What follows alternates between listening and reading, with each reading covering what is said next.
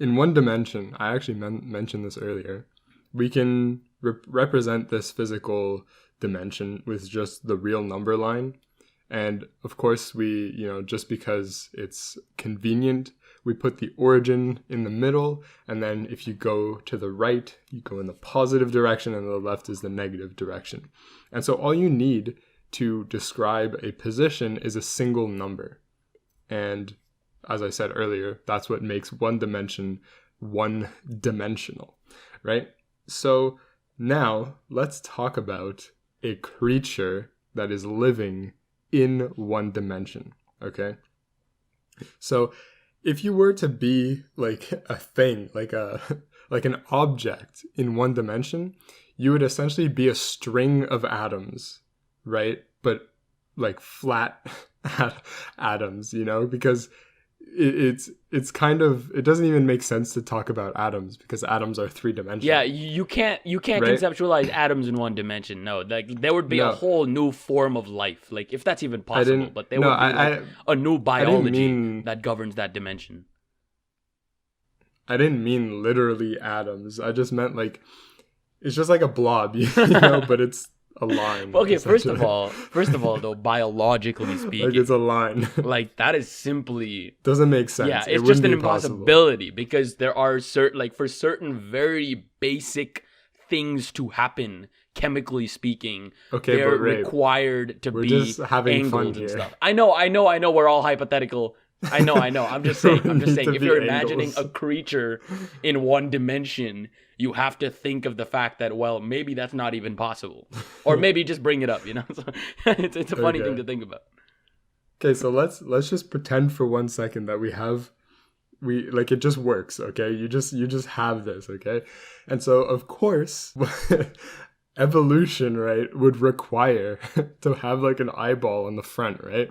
To know where you're going, right? Maybe an eyeball on both sides, just so you know like if you move in either direction, you know what's going on, right? So what would you see as a one-dimensional creature? What would you see? Well, actually, it would kind of be like a binary vision, right? It's either there is something in front of you or there isn't, right? I don't think there would be much like use for color, right? You know what I mean? Color? We're talking about color, bro. This guy is gonna start walking and he's gonna see something and he's just not gonna be able to go through. No, but do you know what I mean? How sad is that? If there's anything in between like him and infinity, then like it would just be blocked off. His vision would just be blocked off. That's exactly what I'm saying. He will never be able to go through. He will never be able to go through that. But listen, this is what I'm saying. His vision is basically binary. If there is something in front of him, then he sees like black. But if there's nothing in front of him, then he sees white, for example. This is just an example.